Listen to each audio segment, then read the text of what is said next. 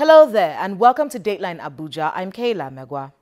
An unease sweeps across the country as the federal government made the controversial decision to open schools across the nation for the graduating senior secondary class 3 from August the 3rd till November the 18th, 2020. Today's episode of Dateline Abuja turns our focus on how ready schools are to reopen, even for a very short time. The Federal Capital Territory in the first phase, extending from the city gate to Aso Rock in the presidential villa. It was designed by Japanese architect Kenzo Tange to house important national institutions like the State House, the National Assembly, the Supreme Court, and the Court of Appeal.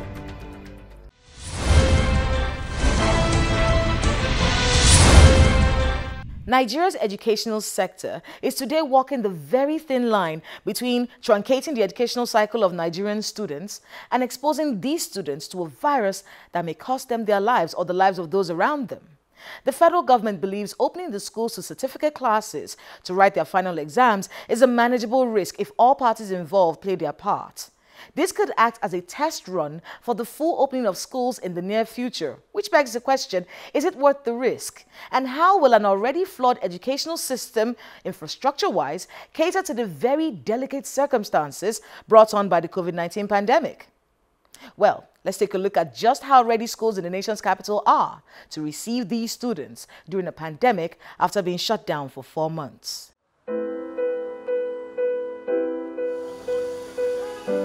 Schools across the country have been shut for the last 4 months, perhaps the longest holiday. Ahead of resumption, schools in the Federal Capital Territory are making final arrangements.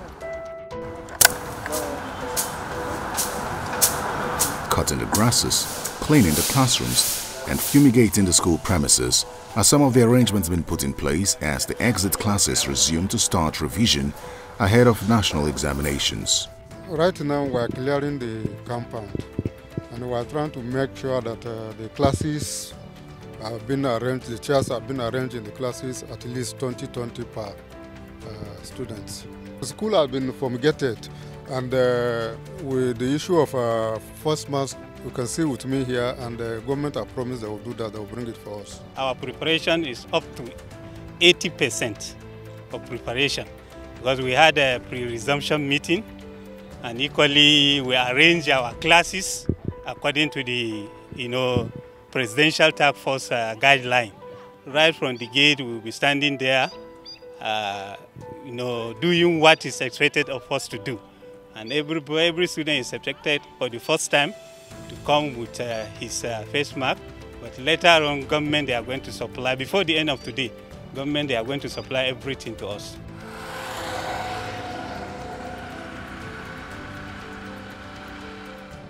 According to the Federal Ministry of Education, some of the key guidelines for schools to reopen include safe distancing in classrooms, dining halls, staff rooms and office spaces, alternate attendance days per week, students to arrive and depart at different times to avoid overcrowding, classes to be divided into morning and afternoon shifts, and learners may remain in one location with teachers coming to them.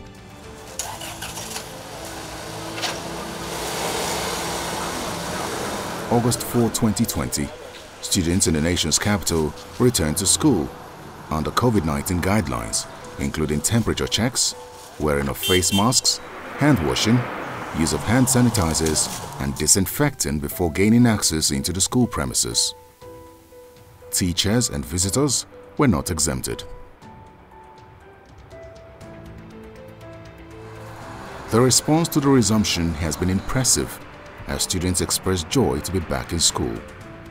I'm actually enthused about coming back because finally I'll be able to write my exam, because I was supposed to have graduated a long time ago, but it's a beginning for us now, so I'm happy about it. I'm very happy. At least come back to meet my friends, but I'm still scared because it's not still safe us being here, but with God all things are possible. At least come back, write the exam with all safety precautions. We'll all be safe. Government tried giving us 2 weeks for us to learn, and at least we'll be able to meet up to work, because most of us have been at home with these 2 weeks. When you see, because many people will be serious with their studies, so we have to be serious. We'll be going to classes. It feels really good to be back to school.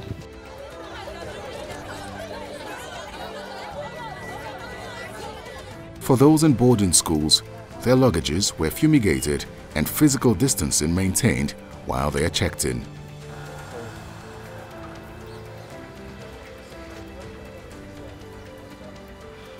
Right from our gate, we have the thermometer there to check your temperature before you can get inside the compound. And if you look at your right hand at that gate, you will see our water, you see our sanitizer. When you walk furthermore, you see to put in place in case if you have crowd, we'll be able to contain that. And entering into our reception, you can see the machine, you can see cubicle, to make sure that you are being disinfected before you enter into the classroom or any of our offices. But parents like Mrs. Juliet Anyanwu is worried about the capacity of the students to care for themselves, especially considering seeing their classmates 4 months after.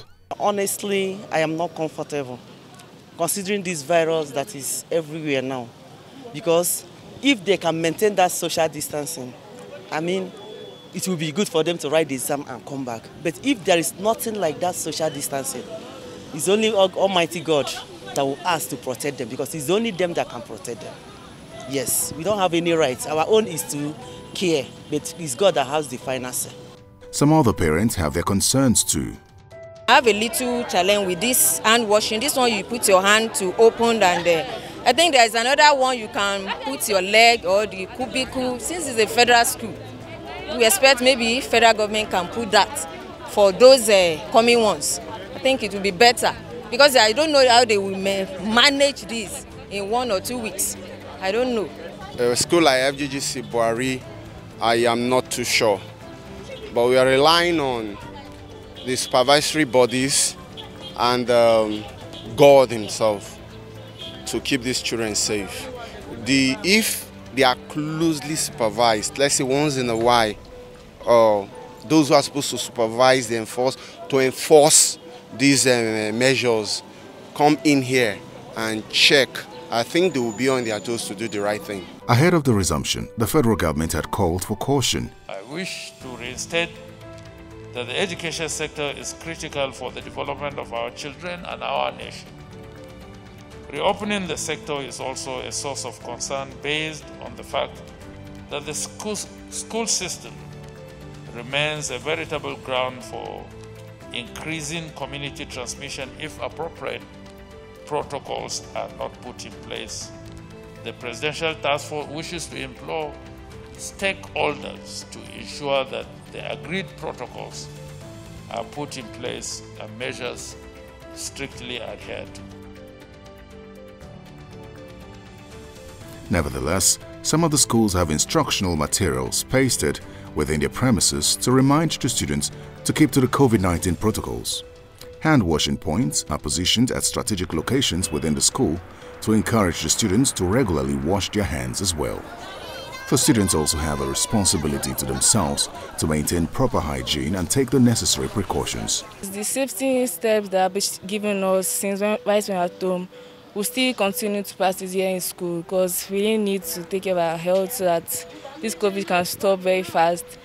And I think we can also practice in our exams, so we won't contact it, like it's not spread again. Just to wash our hands, keep social distancing from like 2 meters away, and no social gathering, and use of our face mask compulsory.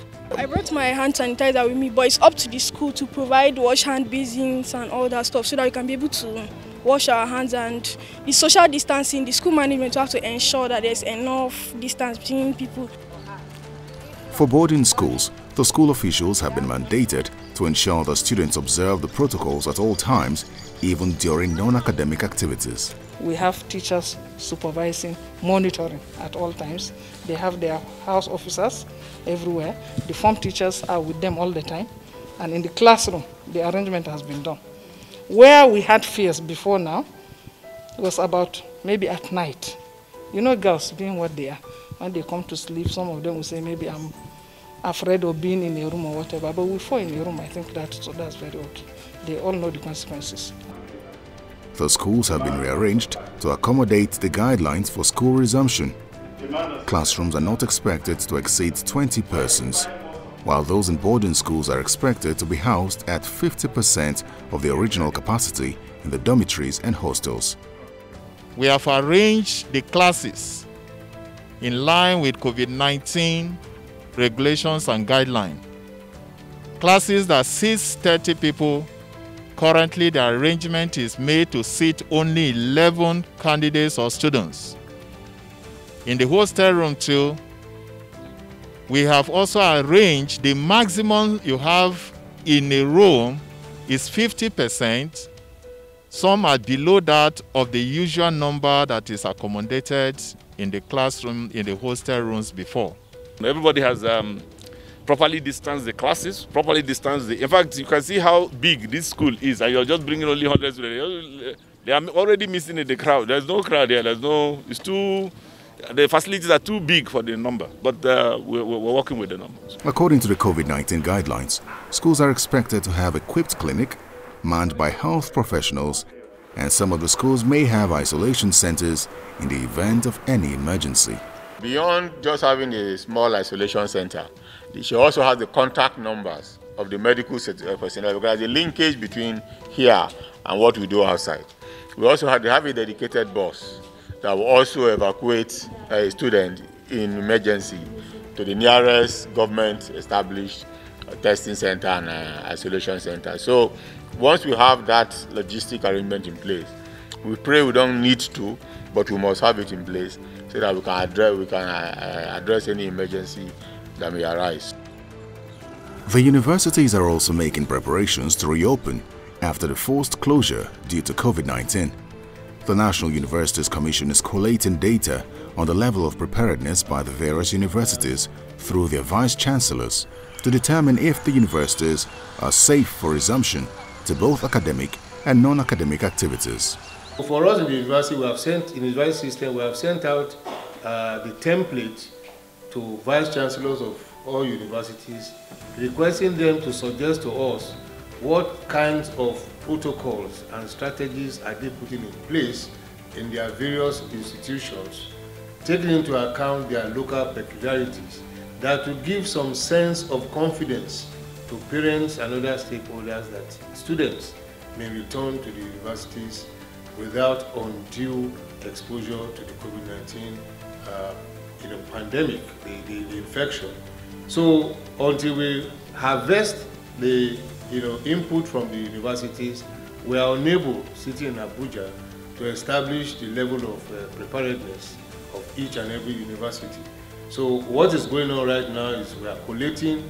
Some of the responses have already started coming in.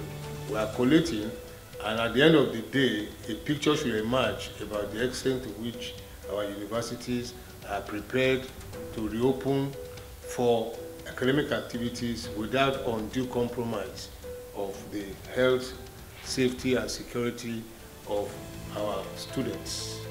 The examinations are expected to start on the 18th of August and run through to November 18, 2020. The federal government is hoping to assess the level of compliance by the exit classes before deciding on whether the rest of the students can resume.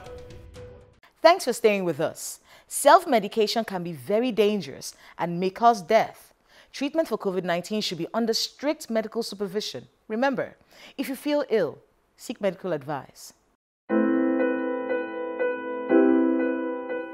Remember, the schools will be open to SS3 students from August the 3rd to November the 18th, 2020, when they'll be done with their exams. So a key factor that comes to play here is sustainability.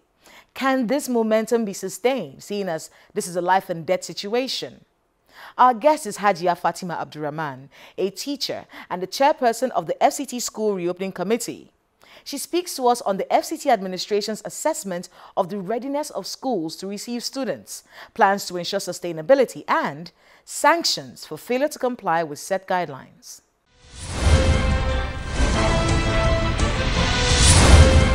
Thank you so much, Hajia Fatima Abdurrahman, for speaking with us. Thank you for having me. Your job is a very complicated one at this period. Tell me how you're coping with the complications of having schools in the FCT reopen right now. Coping with the schools in the FCT for now, yes, it's very taxing because we need to ensure that every school comply with the guidelines of COVID-19, so that when our students come to school, they are safe. The school becomes a safe environment for them to learn, and to make sure that they don't carry any ailments back to their parents. So all hands are on deck to really ensure that schools, both public and private schools in the Federal Capital Territory, really comply with the laid down guidelines on COVID-19 according to NCDC. We're going to get into the details of what it is that you have to do immediately. For instance, what's the Federal Capital Territory putting in place to ensure that schools comply with these COVID-19 guidelines? What measures are on ground right now for the schools? First of all, what the FCT has put in place now in the Federal Capital Territory as far as schools reopening is concerned, all schools have been fumigated, and sanitary materials have been provided, like soaps, hand washing devices, face masks, face shields, hand sanitizers, all have been provided for the students. Every student has one sanitizer each to him or herself. We have disposable face masks and even the washable ones so that they can use. And then we equally advise the parents to really sensitize the children or ward on how to live a high standard of hygiene. So also in the school, they have been sensitized. We have even trained our staff on how to go by the COVID-19 guidelines or protocols so that the school will be a safe environment for students to stay and learn. It may be easy right now for schools to be compliant, seeing as everyone is watching them.